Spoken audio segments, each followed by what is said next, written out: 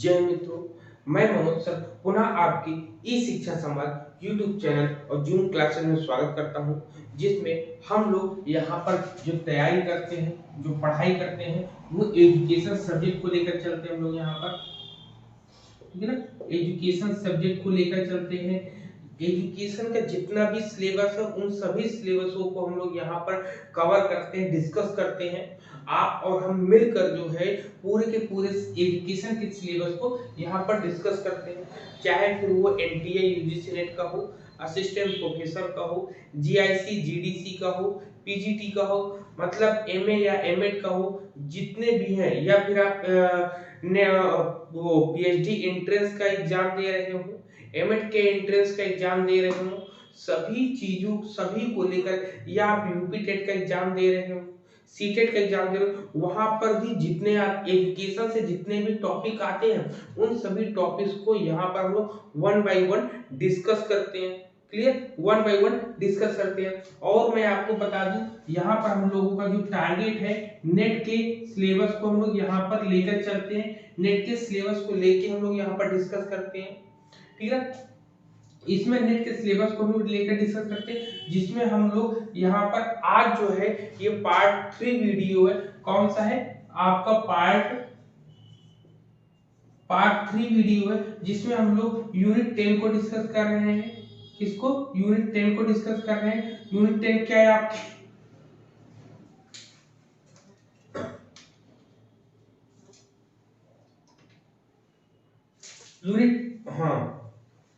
Unit 10 क्या है आपका? Inclusive education. एजुकेशन होता है, ठीक। इंक्लूसिव एजुकेशन, जिसको हम लोग क्या कहते हैं हिंदी में? समावेशी शिक्षा। समावेशी शिक्षा की बात करते हैं, ठीक। समावेशी शिक्षा की बात हम लोग यहाँ पर कर रहे हैं, तो ये टॉपिक हम लोग का यहाँ पर क्लियर है। इतने पॉइंट्स हम लोगों ने यहाँ पर जो है समावेशी शिक्षा हम लोगों ने स्टार्ट कर दी है।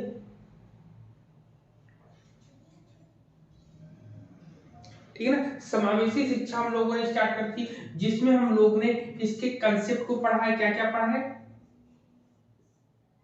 कंसेप्ट को पढ़ा है, प्रिंसिपल पढ़े हैं,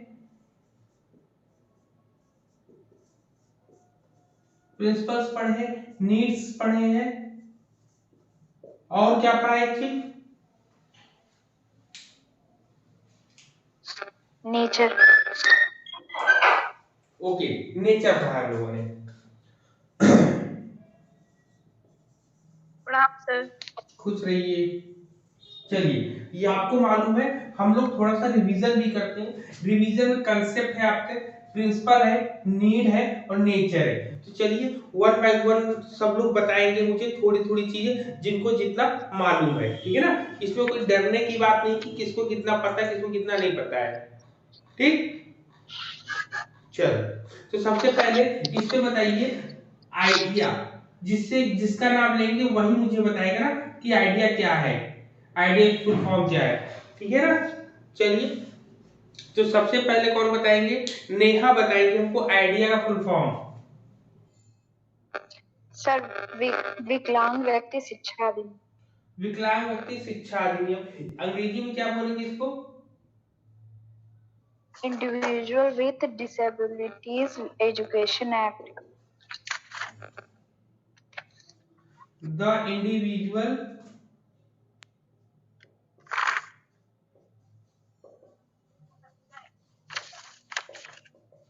जो संशोधन हुआ था 1997 में, उसमें अमेंडमेंट में ये बात कही गई थी कि जितने भी स्कूल होंगे उनकी ये ड्यूटी, मॉरल ड्यूटी होगी कि जो सामान्य शिक्षा की कक्षाएं हैं, उनमें जो बच्चे होते हैं, सामान्य बच्चे, उनके साथ विकलांग बच्चों को भी शिक्षित किया जाएगा। ये स्कूल की ड्यूटी होगी, बिल्कुल उनको लाएं कि पेरेंट्स। बिल्कुल सही बात है। चलिए, फिर इसके बाद इसमें आपका प्रिंसिपल आते हैं, तो शैलवी हमें कुछ प्रिंसिपल्स के नाम बताएगी। प्रत्येक बालक का अधिकार। Good, very good. व्यक्तिगत भिन्नता पर आधारित। चलो, बहुत बढ़िया। और क्या? और क्वालिटी प्रोसेस था, विशिष्ट कार्य प्रणाली। ओके, गुड, ठीक है, बस बहुत है। अब नेक्स्ट हमें रेखा शर्मा जी को मेरी आवाज आ रही? यस सर, ठीक आ है, रही है। तो इसमें four process in inclusive education, समावेशी शिक्षा की 4 प्रक्रियाएं बताई गई, उन चारों प्रक्रियाओं के नाम बताइए। समावेशी, सर एक हाँ बताएं। एक मानवीकरण, हाँ, मानकीकरण, मानवीकरण, मानवीय नहीं, मानकीकरण इंग्लिश में बोल सकते हैं आप, क्या, नॉर्मलाइजेशन। हाँ नॉर्मलाइजेशन, हाँ जिसमें सामान्य सामाजिक वातावरण बन सके ऐसा एटमॉस्फेयर बनाया जाता है। ठीक है, इसमें क्या इंपॉर्टेंट था, इसमें क्या चीजें बताई थी? एक इसमें सामान्य सामाजिक वातावरण व्यक्तियों के बीच में एक ऐसा वातावरण बनाया जाता है जो समाज के बीच में सामान्य हो सभी के लिए। ये GSE आपको याद रखना है। जी का मतलब, कल हम लोगों को दीपाली जी ने बताया था ना कि जी का मतलब जनरल, एस का मतलब सोशल, ई का मतलब इन्वायरमेंट, मतलब सामान्य सामाजिक वातावरण उपलब्ध कराना होता है, मानकीकरण का मतलब। क्लियर? हाँ, दूसरा पॉइंट क्या है? नेक्स्ट पॉइंट था संस्था रहित, ठीक है, संस्था रहित शिक्षा। इसको समझाइए, बताइए अपनी भाषा में।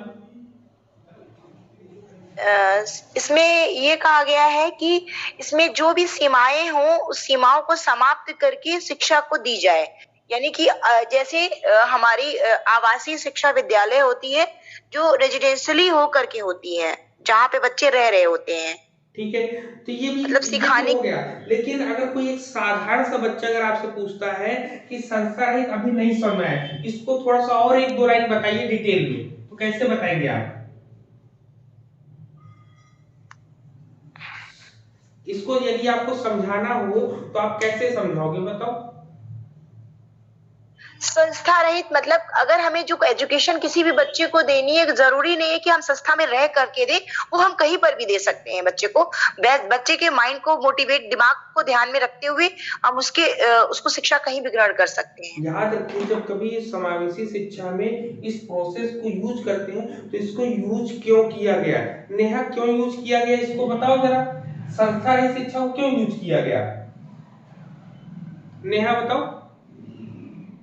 सर जिससे बच्चों को हम कहीं भी, जो विकलांग बच्चे हैं उसमें हीन भावनाएं ना आए, इससे हम समाज में उन्हें कहीं भी किसी भी तरीके से हम एक नया शिक्षा का प्रारूप बना के उन्हें समझाएं और दिखाएं, सिखाएं। ठीक है,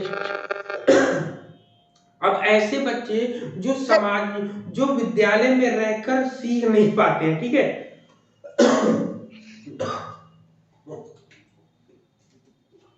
ठीक है, ऐसे बालक या ऐसे बच्चे जो समाज, जो विद्यालय में रहकर बहुत अच्छे तरीके से नहीं सीख पाते, विद्यालय में उनको कहीं ना कहीं परेशानी का समस्या होती है, समस्याओं को झेलना पड़ता है, तब संस्था रहित शिक्षा को हम लेकर आते हैं। उसमें क्या करता है, उसमें वो बालक जो है विद्यालय की जो सीमाएं हैं उनको तोड़कर, इन द सेंस कह सकते हैं कि जन साधारण से लोग मिलकर, जैसे इसका एग्जांपल दे सकते हैं आप, सूरदास है, कबीर दास है, ये लोग जो है विद्यालय नहीं गए थे बल्कि समाज के लोगों के साथ बैठकर ही इन्होंने शिक्षा ग्रहण करी थी ना। विद्यालय सीमा को तोड़कर इन लोगों ने सामाजिक जो शिक्षा थी उसको ग्रहण किया और बहुत बड़ा नाम हुआ। कबीर दास, सूरदास, ऐसे बहुत तमाम नाम आपको मिलेंगे, ठीक है ना। तो ऐसे एग्जाम्पल आप दे सकते हैं। फिर आपका रेखा जी बताइए, कि तीसरा आपसे क्या है आपका, शिक्षा की मुख्य धारा। नेक्स्ट था शिक्षा की मुख्य धारा। हाँ,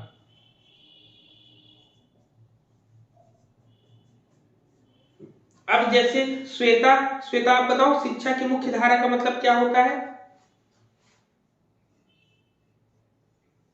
इसको सर एक तरीके से ये भी कहा जा सकता है कि जैसा माहौल हो उस माहौल के अकॉर्डिंग बच्चे को मोटिवेट करके और उसी तरीके से बच्चे को सिखाया जा सके। कुल मिला के सीधा बात यह है कि जैसे श्वेता जो है शिक्षा से अभी दूर है, तो श्वेता को हम लोगों को क्या करना है, हम लोग श्वेता को शिक्षा की मुख्य धारा में लाके जोड़ेंगे। कहने का मतलब वो पढ़ाई अगर थोड़ा बहुत अगर अभी कर रही है तो उसको धीरे धीरे हम अपने घेरे में, अपने एरिया में लेकर आएंगे, तो वो शिक्षा की मुख्य धारा का इन द सेंस कह सकते हैं। जैसे एक बालक है, अब वो बालक बचपन से ही काम करने लगा, लेकिन काम करते करते हमें उसके काम के साथ साथ क्योंकि वो अपने घर की रोजी रोटी चलाता है, तो नो डाउट रोजी रोटी चलाता है, लेकिन उसको हमें शिक्षा की मुख्य धारा से जोड़ना भी है। तो वो जब काम करके खाली बैठता है तो उस खाली समय में हम उसको शिक्षा देंगे, तो वो धीरे धीरे शिक्षा के माध्यम से और नई चीजें जब सीख जाएगा तो वो किसी दुकान पर, किसी शॉप पर काम न करके खुद शिक्षा के द्वारा अपना धन अर्जित करना सीख लेगा। और जब धीरे धीरे शिक्षा के महत्व को समझ जाएगा तो वो आगे और शिक्षा से जो है और लोगों को भी जोड़ना शुरू कर देगा। तो ये शिक्षा की मुख्य धारा से हो सकता है आपका। और चौथा पॉइंट आपका क्या है, समावेश। क्या है, समावेश, जिसको हम क्या बोलते हैं, इंक्लूजन। ठीक, इंक्लूजन। इंक्लूजन का मतलब क्या होता है, आपसी सहयोग को बढ़ावा देना। आपसी सहयोग को बढ़ावा देना, ठीक है ना। क्या है, प्रमोट सोशल डिस्टेंसिंग म्यूचुअल कम करना। कॉपरेशन, याद रखना म्यूचुअल कॉपरेशन इसमें होगा। सोशल डिस्टेंसिंग कम करते हैं इसका ना।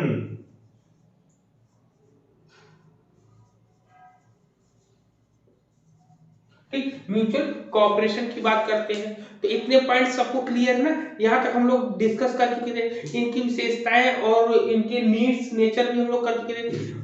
यहाँ पर एक पॉइंट हम लोग का है अविभेदी शिक्षा, जिसको बोलते हैं non discriminatory education.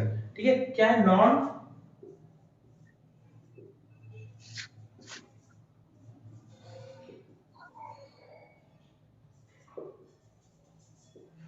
Non discriminatory या डायरेक्टरी जो भी होते हैं, डिस्क्रिमिनेटरी सिस्टम एजुकेशन है आपका। ठीक है, एजुकेशन मतलब इसको इन्होंने बोला है अविभेदी, ठीक, अविभेदी शिक्षा, इसके बारे में डिस्कस करते हैं। अब अविभेदी शिक्षा में कल मैंने क्या कहा था, अविभेदी शिक्षा में कहा था कि ऐसे विद्यार्थियों की पहचान करना जो विशिष्ट शिक्षा की आवश्यकता का अनुभव कहते हैं। मतलब मान लो एक क्लासरूम है, उस क्लासरूम में हम पढ़ा तो रहे हैं, लेकिन एक ऐसा बालक है जिसको हम पढ़ाते हैं तो वो और बच्चों की अपेक्षा वो सबसे कमजोर रहता है, हर चीज में, पढ़ने में, लिखने में, खेल कूद में, हर चीजों में कमजोर वो रहता है। तो ऐसे बच्चों की पहचान करके उनकी विशेष आवश्यकता क्या है, उनको क्या उचित चीज देनी चाहिए, क्या सही चीज दे ताकि वो सामान्य बच्चों के साथ है। तो ऐसे विशिष्ट बालकों कह सकते हैं अविभेदी शिक्षा एक ऐसी शिक्षा होती है जिसमें विशिष्ट विशेष बालकों को जान कर, उनको पहचान कर उनको विशिष्ट शिक्षा दी जाती है। या एक भाषा में कह सकते हैं ऐसे विद्यार्थी जिनकी पहचान करके उनको जब हम विशिष्ट शिक्षा देते हैं तो वो अविभेदी शिक्षा कहलाती है। ठीक, अब इसके लिए क्या बता था, इसको पता करने के लिए कैसे करेंगे, इसको पता करने के लिए उन्होंने कहा कि टेस्ट लेंगे हम क्या करेंगे, बच्चों का टेस्ट लेंगे। जब टेस्ट लेंगे, अकेले अकेले बैठा देंगे तो हमें पता चल जाएगा कि जब एक ही क्वेश्चन को सब बच्चे करेंगे तो उसमें पता चल जाएगा किसने कैसा परफॉर्मेंस किया। उनकी परफॉर्मेंस के आधार पर ही उनको इस शिक्षा कार्यक्रम की ओर से स्पेशल एजुकेशन से जोड़ सकते हैं।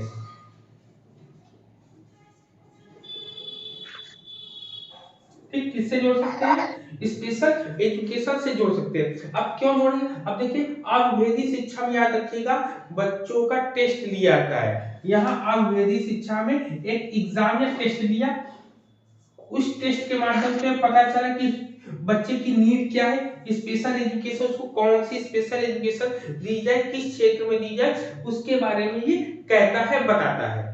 क्लियर है, बताओ।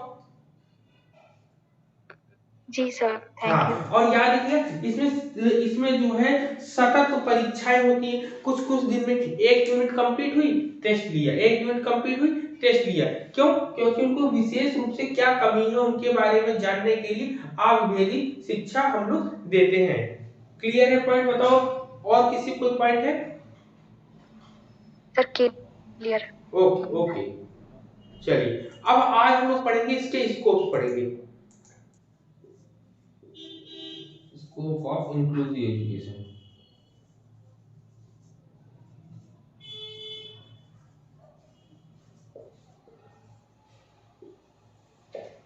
ठीक, क्या लिखेंगे? समावेशी शिक्षा का कार्य क्षेत्र या विषय क्षेत्र। ठीक है, स्कोप का मतलब क्या होता है?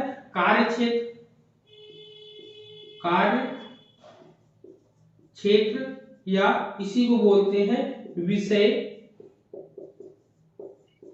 क्षेत्र। ठीक है, ये इंपॉर्टेंट है, इसको हम लोग को ध्यान रखना है कि भाई किसी के जब तक हम किसी व्यक्ति से हम मिलते हैं और मिलने के बाद जब तक हम जानते नहीं कि वो व्यक्ति करता क्या है, तब तक हम उसके बारे में अच्छे तरीके से समझ नहीं पाते, बता नहीं पाते।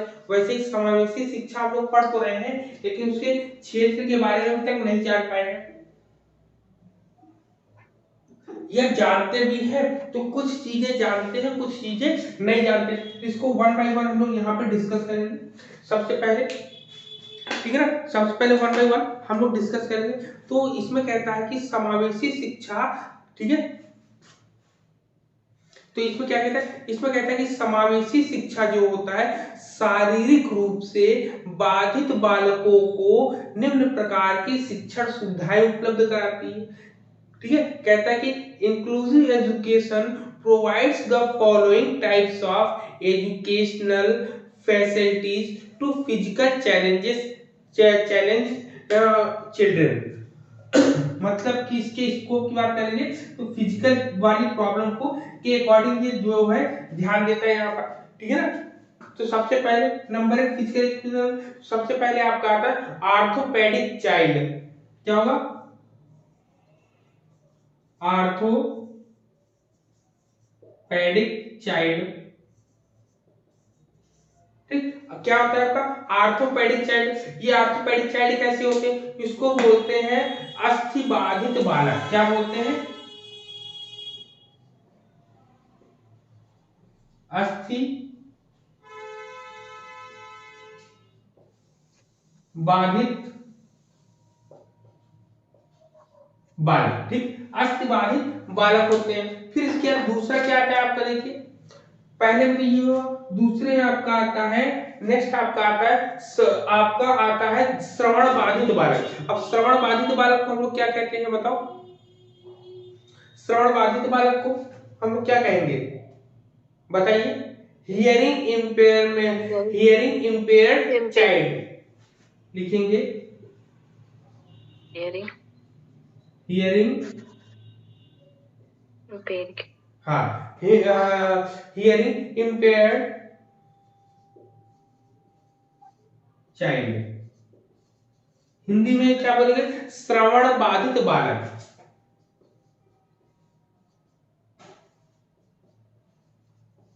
श्रवण बाधित बालक। ठीक है, तीसरा पॉइंट क्या आएगा आपका? तीसरे पॉइंट में लोग देखते हैं, तीसरे पॉइंट में आपसे क्या पूछता है? तीसरे पॉइंट में आपसे बताता है दृष्टि बाधित अथवा आंख वाले बालक। मतलब दृष्टि बाधित या आंख वाले बालक। दृष्टि बाधित आप लोग जानते ही हैं, दृष्टि बाधित को हम लोग क्या बोलेंगे बताओ? दृष्टि बाधित बालक को हम क्या बोल सकते हैं? Site, blind child. क्या बोलेंगे फिर से? ब्लाइंड और वन आई बॉडी। हाँ, ब्लाइंड और वन आई। ठीक है, वन आइड बॉडी, जिसको बोलते हैं दृष्टि बाधित। दृष्टि बाधित या एक आंख वाले बालक, या एक आंख वाले बालक। ठीक है, ये हो गया। फिर इसके चौथा पॉइंट क्या आपके सामने आएगा? चौथे पॉइंट हम लोग देखते हैं क्या आएगा आपका। चौथे पॉइंट में कहता है कि मानसिक मंदित बालक जो शिक्षा के योग्य होते हैं। ठीक है, मानसिक मंदित बालक जो शिक्षा की होगी। अब जिनका जो है माइंड जो है काम मतलब ऐसे बालक जो शिक्षा पाने के योग्य तो होते हैं, लेकिन उनमें मानसिक मंदित का मतलब होता है वो लोग जो है चीजों को धीरे धीरे सीखते हैं, स्लो प्रोसेसिंग उनकी होती है, तो इनको बोलते हैं मेंटली रिटार्डेड। क्या बोलते हैं?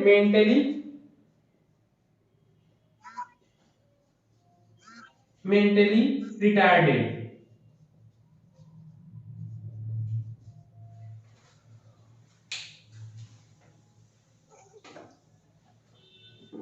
ठीक है, इनको क्या बोलते हैं? Mentally retarded child.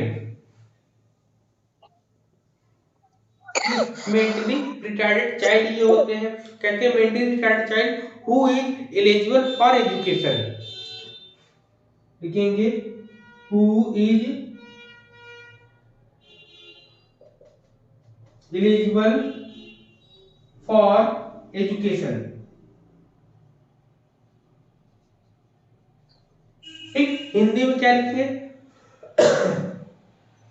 हिंदी में लिखेंगे मानसिक मंदित, लिखेगा इसको हिंदी में लिखेंगे मानसिक मंदित बालक जो शिक्षा के योग्य हो।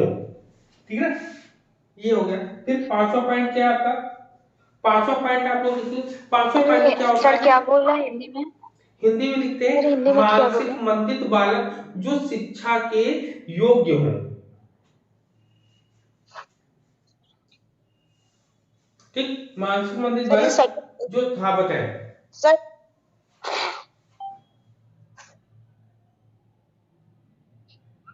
बोलिए। सर कह रही हूँ जी, ये आपने थर्ड पॉइंट बोला है, इसको एक बार फिर से क्लियर कर दीजिए। ब्लाइंड और वन आई बॉय मतलब दृष्टि बाधित या एक आंख वाले बालक।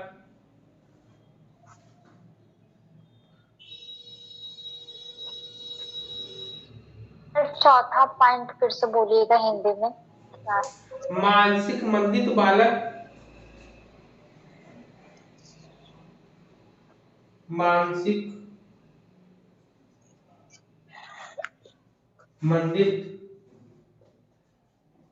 बालक। ठीक है, मानसिक मंदित बालक जो शिक्षा की योग्य, जो सर को योग्य हो। ठीक है, ये हो गया। अब इतने चार पॉइंट आप लोग को क्लियर हुए? बताओ चार पॉइंट कि ये स्कोप, स्कोप का मतलब होता है कार्यक्षेत्र, तो इनके कार्यक्षेत्र ये है। इसके अतिरिक्त और भी कार्यक्षेत्र हैं, चलो वन बाय वन हम उसको भी डिस्कस करते हैं। ठीक है, इतने लिख लिए सर। बोले बोले। सर एक चीज बताइए, जैसे आपने बताया कि ब्लाइंड और वन आइड बॉय मतलब दृष्टि बाधित या एक आंख वाले बालक, वैसे हियरिंग इम्पेयर्ड चाइल्ड में मतलब एक कान वाले, बहरे या एक कान वाले। ये इसमें और भी आते हैं, इसमें ये दे दिया गया है, बाकी जब इसको हम जब पढ़ेंगे डिटेल वाइज तो उसमें सब चीजों को डिस्कस कर लेंगे वहां पर। ये केवल यहाँ पर इसके स्कोप की बात बताए ना। हाँ, वैसे जो आपने बोला बिल्कुल सही बोला है, उसमें भी हो सकता है। सर तो इसमें जैसे ब्लाइंडनेस में जो आते हैं तो वो दोनों आंख से भी आ सकते हैं ना, किसी वन आई। देखिए ब्लाइंड जो कहलाते हैं, जो बाय बर्थ होते हैं उनको ब्लाइंड बोला जाता है, जो बाय बर्थ नहीं होते हैं वो हैंडीकैप होते हैं ना। ब्लाइंड और हैंडीकैप में अंतर, मतलब बाय बर्थ जो होते हैं उनको हैंडीकैप के अंतर्गत रखा जाता है। जैसे मान लो कोई काम करता है कंपनी में, काम करते करते कोई उसका एक बॉडी का एक पार्ट में कोई डैमेज हो गया तो वो हैंडीकैप हो जाता है आपका। ठीक, बाकी इसके बारे में और भी डिस्कस हम करेंगे, लेकिन पांचवा पॉइंट आपसे देखिए क्या क्या है। पांचवा पॉइंट में आपसे कहता है कि विभिन्न प्रकार के अपंग बालक। अब विभिन्न प्रकार के अपंग बालकों में मतलब कहते हैं डिफरेंटली हैंडीकैप्ड चिल्ड्रन। अब विभिन्न प्रकार के अपंग बालकों में क्या आएगा, मतलब इसमें hearing impairment, visually impairment, orthopaedically impairment, ये सब चीजें आ जाती। मतलब कुल मिला के इसमें कह सकते हैं बहुबाधित, क्या बहुबाधित कह सकते हैं इसको। लिखेंगे बहुबाधित, ठीक है, बहुबाधित बालक। इंग्लिश क्या बोलेंगे, मल्टी इंटरप्टेड, मल्टी, ठीक है, इंटरप्टेड होता है,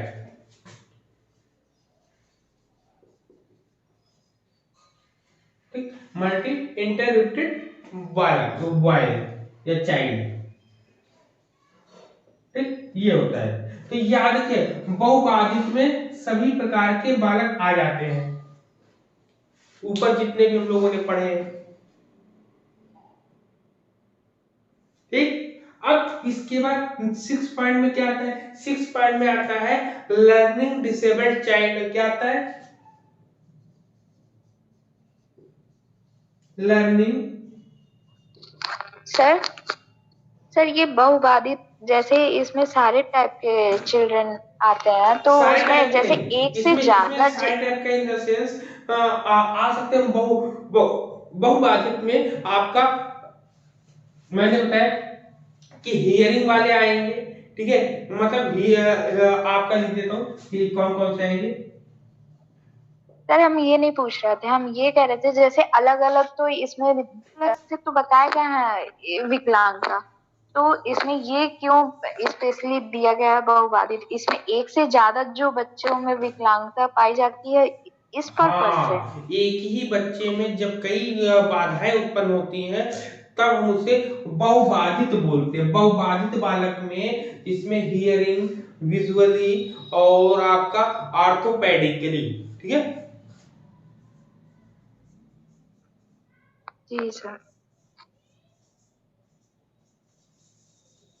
ठीक, ऑर्थोपेडिकली मतलब सुनने में प्रॉब्लम हो और आपका श्रवण बाधित हो, दृष्टि देखने में जिसको प्रॉब्लम हो, और जो है आपका अस्थि हड्डियों वाले भी प्रॉब्लम हो, तो ऐसे बालकों को मल्टी, मतलब यहाँ पर जो मल्टी बोला गया, मल्टी इंटरप्रेटेड में उसमें कई प्रकार की बाधाएं जब एक ही बालक में दिखाई देंगी तो हम उसको मल्टी रिफ्टेड चाइल्ड बोलते हैं, ठीक है। लेकिन अगर सिंगल सिंगल चीजें होंगी तो उसको हम जो आगे बताया है वो चीजें आपकी रहेंगी, ठीक है ना।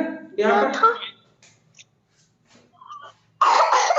अब इसके बाद आप अब अपने आप को म्यूट कर लेंगे। अब इसमें नंबर 6 पे मैंने बताया कि लर्निंग डिसेबल्ड चाइल्ड, क्यों लर्निंग डिसेबल्ड चाइल्ड होता है कि लर्निंग डिसेबल्ड चाइल्ड में क्या होता है, इसको बोलते हैं अधिगम असमर्थी बालक, अधिगम, ठीक है, अधिगम असमर्थी बालक होते हैं, ठीक। नंबर 7 पे और हम लोग क्या बात कर सकते हैं, ऐसे बात कहेंगे जो ये अंधे अंधे छात्र जिन्हें ब्रेल में पढ़ने और लिखने का प्रशिक्षण प्राप्त कर लिया तथा उन्हें विशेष प्रशिक्षण की आवश्यकता, मतलब कि ब्रेल पढ़ने वाले ना, क्या होते हैं, कहते हैं कि blind student who have learn to read and write in braille and require special training, मतलब कुल मिला के इसको शॉर्ट में बोलेंगे तो ब्रेल, ठीक है, ऐसे बालक जो ब्रेल पढ़ते हो, ठीक है, ब्रेल के साथ साथ उनको जो है स्पेशल ट्रेनिंग दी जाती है। क्या स्पेशल ट्रेनिंग,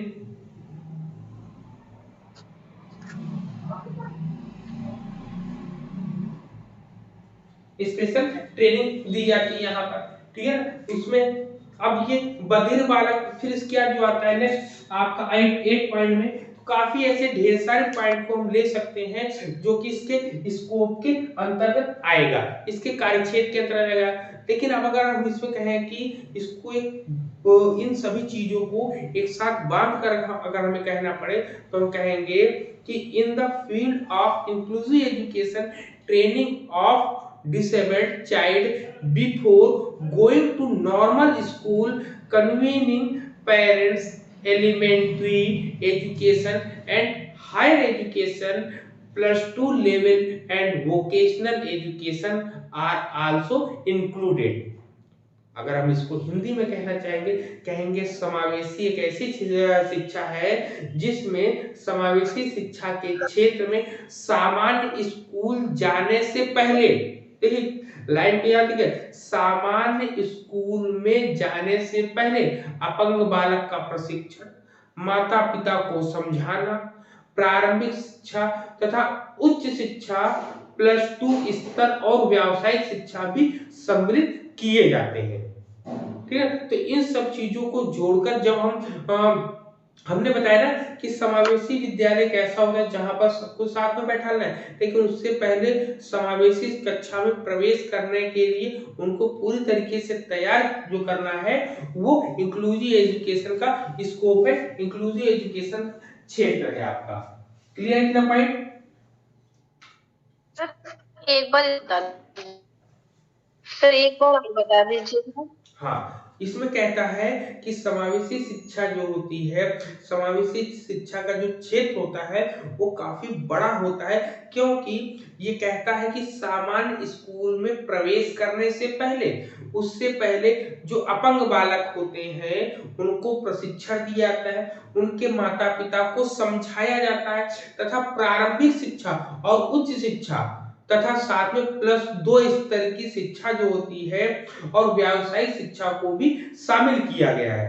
कब? समावेशी शिक्षा के क्षेत्र से ये संबंधित है कि कोई बालक को हम अगर उसको ट्रेनिंग दे रहे हैं तो व्यावसायिक रूप में जब वो जाएगा तो हम उसको इस तरीके से ट्रेन कर दें कि वो अपने जीवन को अच्छे से निर्वाह कर सके, अपने जीवन को अच्छे से कर सके। लेकिन उसके लिए बहुत जरूरी होता है कि उनके माता पिता को समझाना।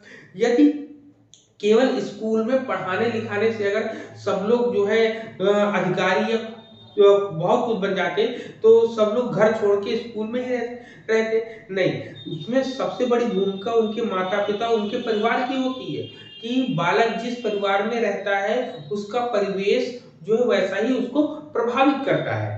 ठीक है ना, तो ये माता पिता के लिए बताया। फिर प्रारंभिक शिक्षा उच्च शिक्षा, शिक्षाएं देना तो सरकार का काम है, सरकार कैसी शिक्षा देती, लेकिन उस शिक्षा को हम किस तरीके से प्राप्त करें, किस नजरिए से देखें, ये हमें घर से देखने को मिलता है। कहां से देखने को मिलता है? घर से देखने को मिलता है कि हमारे घर में शिक्षा का क्या महत्व है। यदि हमारे घर में शिक्षा का अच्छा महत्व है तो वो हमें डेली स्कूल भेजेंगे। यदि हमारे घर में ये होता है चलो आज स्कूल नहीं जाओ कोई दिक्कत नहीं, तो वो ऐसे स्तर पे आप आके खुद देख सकते हैं कि आप शिक्षा को कितना महत्व दे रहे हैं। जब आप महत्व देंगे तभी हमारे आसपास के और लोग भी उसको महत्व देंगे। क्लियर है पॉइंट?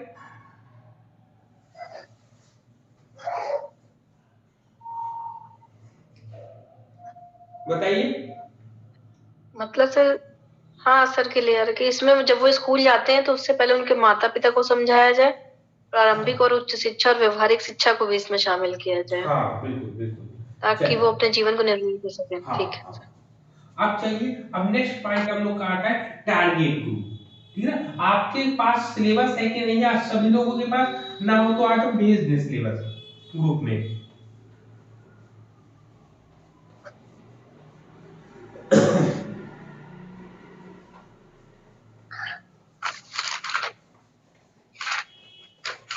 यहाँ पर आप लोग ऐसे पढ़िएगा, ऐसे समझिएगा ताकि आप जब दोबारा कॉपी किताब उठाएं तो आपको ज्यादा सोचना समझना ना पड़े। यहाँ पर मेरा मेन मकसद होता है कि सभी टर्म को मतलब बहुत इजीली हम और आप समझ सके। किताबों में भी लिखा है, जितनी चीजें मैं पढ़ा रहा हूँ हर जगह हर चीजें मिल जाएगी, लेकिन बस हमारा और आपका मिलना इसलिए है क्योंकि आप और हम एक दूसरे से अच्छे तरीके से सीख सके। ठीक है ना, व्यावहारिक बोलचाल से हम उस चीज को अपने अंदर कंसेप्ट को क्लियर कर सकते। तो अब इसके बाद हम लोग पढ़ेंगे टारगेट ग्रुप।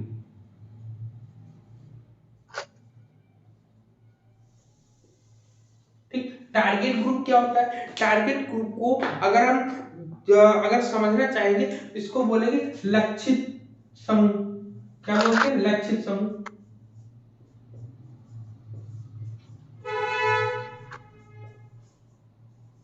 लक्षित समूह का मतलब क्या होता है? हम कह सकते हैं कि लक्षित समूह वो समूह होता है जिसमें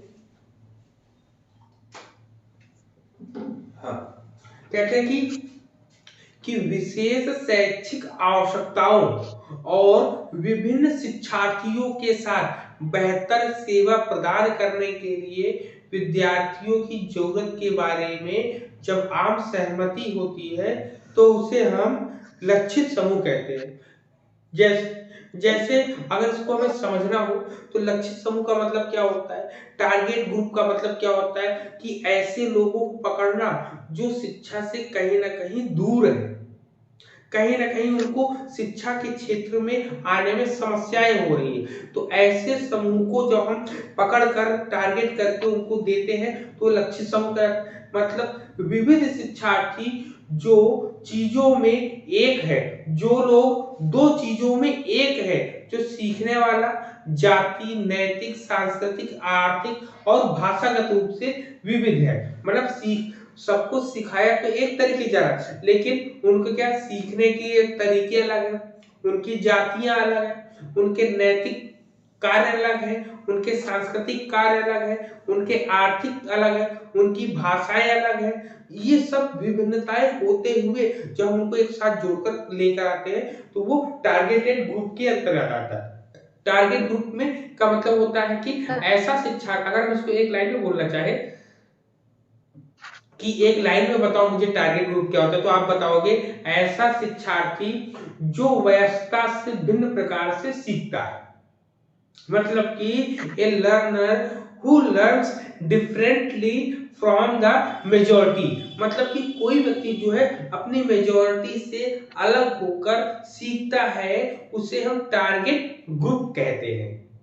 ठीक है ना। अब जैसे मान लो सामान्य कोई जो है एक ही मान लो एक समूह है, कोई एक ऐसे मान लो कोई एक ग्रुप है, इस ग्रुप से जो है सभी लोग पढ़ रहे हैं, सभी लोग पढ़ रहे हैं, ठीक है ना। लेकिन एक बच्चा ऐसा है जो जिसकी प्रतिभा जो है इतनी ज्यादा है कि सब लोग उस पर ध्यान देते हैं, ये भी ध्यान देता है, ये भी ध्यान देता है, ये सब लोग, मतलब इस बालक पर जो है इसके समूह के लोग इस पर ध्यान दे रहे हैं। ध्यान क्यों दे रहे हैं? क्योंकि ये अपने समूह से अलग हटके काम कर रहा है। जब अलग हटके काम कर रहा है तो इसी को टारगेट ग्रुप बोलते हैं, टारगेट स्टूडेंट हो गया। अब इसी का समूह थोड़ा सा बन जाए, जैसे आपने एमबीए चाय वाला देखा होगा, वो एक टारगेट हो गया ना, सब लोग देखते हैं अपने आप को मोटिवेट करने। मैंने भी एक ग्रुप में भेजा था, उसने तरीके बताए कि लाइफ में कोई भी काम छोटा या बड़ा नहीं होता है, बस उसको करने का तरीका आना चाहिए। हमें ये नहीं करना है कि हम डेली एक ही रूटीन में एक ही चीज को करें। जब कभी हम अपनी चीजों को ही पढ़ते हैं तो हम उसे डेली जो है अलग रुचि से, अलग इंटरेस्ट से पढ़ें कि नहीं आज मुझे नई चीज निकाल के लानी है। सच बताऊं, मैं एक किताब को कई बार, ये आप चौथी बार हम इंक्लूसिव एजुकेशन में पढ़ रहा हूं और चौथी बार में भी मुझे नई चीजें मिलती चली जा रही है।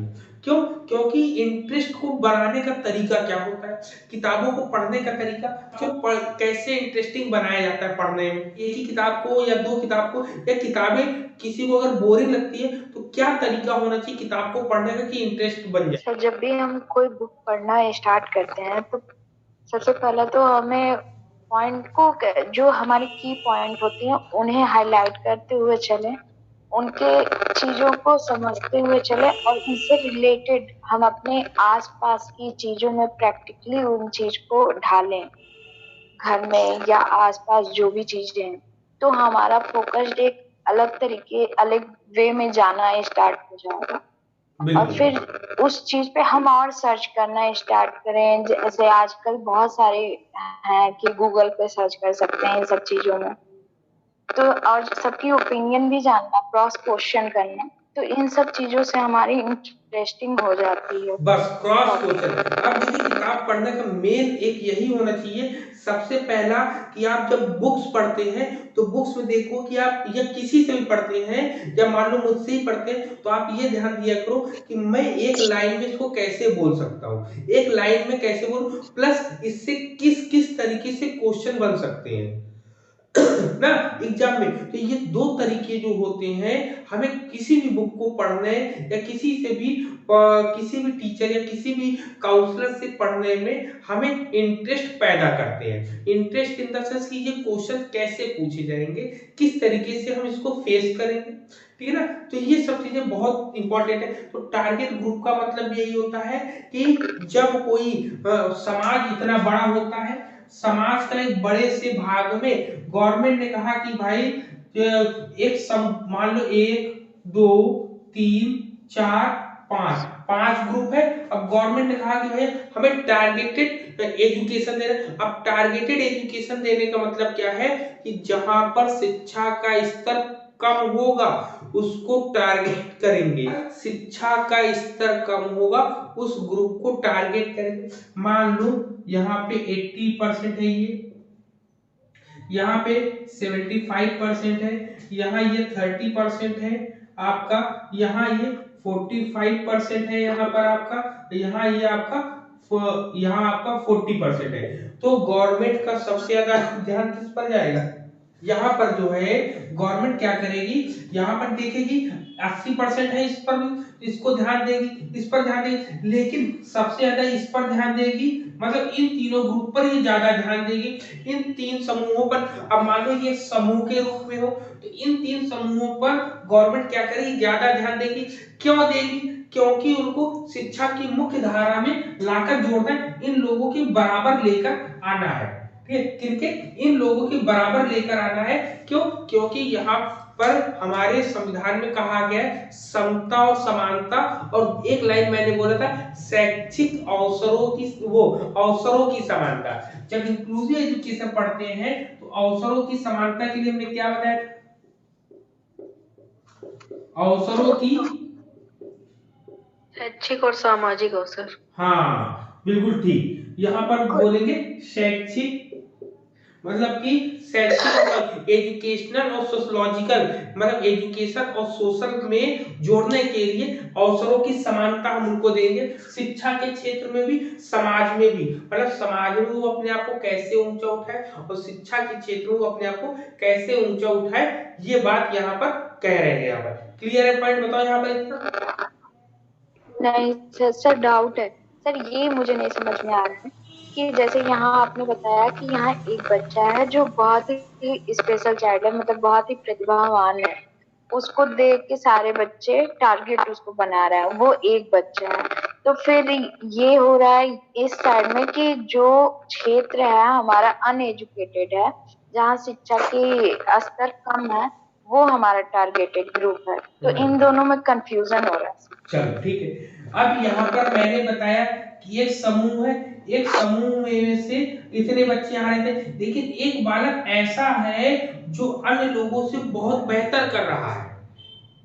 मतलब ऐसा मतलब जो है एक समूह है, उस समूह में से एक व्यक्ति, एक बालक जो है बहुत अच्छा कर रहा है। तो यहाँ पर बताओ मुख्य केंद्र बिंदु क्या होगा यहाँ पर,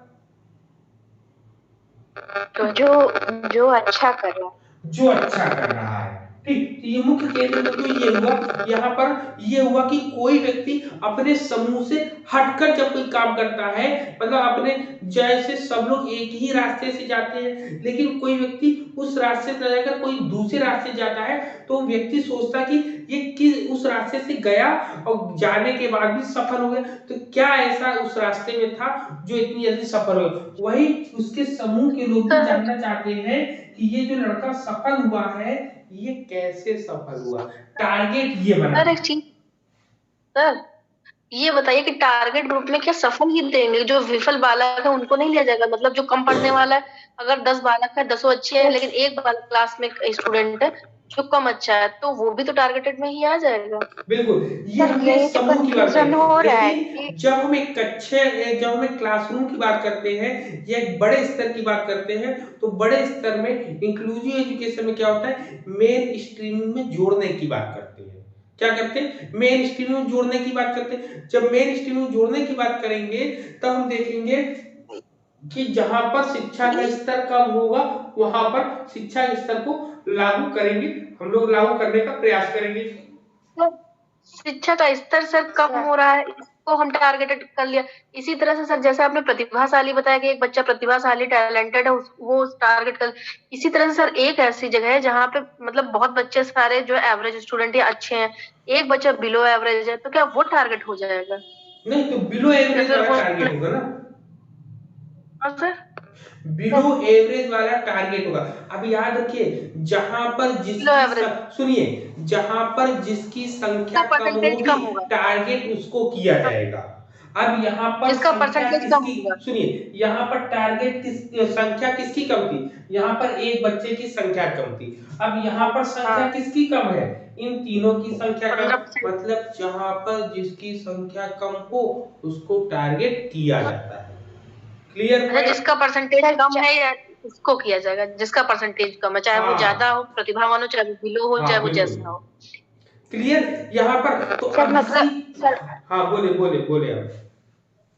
सर इसमें मतलब कि जो अच्छा बच्चा है, प्रतिभाशाली बच्चा है, उसको भी टारगेट कर सकते हैं और जो बिलो एवरेज है उसको भी टारगेट करेंगे। हाँ जिसका अब परसेंटेज कम है सर का मतलब हाँ कोई जिसका 1% 2%, जैसे 100 में से 20-10 बच्चे ऐसे हैं जो कम है, तो वो 10 टारगेट किए जाएंगे। मतलब जहां पे जिन चीज की संख्या कम है परसेंटेज वाइज, वो चीज हाँ, टारगेट तो किया जाएगा। परसेंटेज जो कम होता है उसको एवरेज में लाने के लिए ही जो है टारगेटेड ग्रुप की बात यहाँ पर करता है। ठीक है, अब टारगेटेड ग्रुप में सर आपको तीन चीजें यहाँ मिलेंगी। डाइवर्स लर्नर मिलेंगे यहाँ पर सर आपको। डाइवर्स लर्नर के बाद आपका क्या है, आपका दूसरा, डाइवर्स लर्नर के बाद मार्ginalization ग्रुप मिलेगा आपका। मार्ginalization ग्रुप के बाद आपका लर्निंग विद डिसेबिलिटी मिलेगी आपकी। ठीक है ना, ये तीन चीजें मिलेंगी। सर हाँ बोले अब। जैसे सर जैसे आपने ये कहा कि हम उसको एवरेज में लाना चाहेंगे, तो जो जैसे जो बिलो है उसे तो एवरेज में ला सकते हैं, मतलब एजुकेशन लेके ये सब चीजें, लेकिन जो प्रतिभाशाली बच्चा है उसको क्यों एवरेज में लाएंगे? उस ये टॉप मतलब उसको पॉइंट मैं एवरेज नहीं समझ लाया नहीं गया, उसके समान लाने का प्रयास किया जा रहा है। यहाँ पर आप बच्चे को पकड़ के चल रहे हैं, इसलिए थोड़ा कंफ्यूजन। अब याद रखना है, जिसकी संख्या कम होगी, ठीक है, उसको बराबर लाने का प्रयास करें। मतलब यहाँ पे संख्या इसकी कम है ना, ठीक है ना। अब यहाँ प्रतिभाशाली बालक केवल एक ही है, जबकि उनके ग्रुप में मान लो 10 बालक है, 1 2 3 उन 10 को 4 सोच के 5 बराबर। 6 7 8 9 10 हो गए। अब 10 इसके एक बालक जो है बहुत अच्छा है, तो अब टारगेट ये किया जाएगा कि ये अच्छा क्यों है, किस लिए है, इनमें ऐसी क्या कमी है जो इसमें नहीं है। तो टारगेट कौन हुआ, मतलब कि आकर्षण का केंद्र कौन बना, आकर्षण का केंद्र ये बना कि भाई ये क्यों है, इसमें ऐसी क्या चीजें हैं जो इन सब चीजों में, तो धीरे धीरे करके इनमें भी वही डेवलपमेंट किया जाएगा आपका। ठीक है ना, ये किया जाता है यही जी ये। सर, बस समझ गया सर।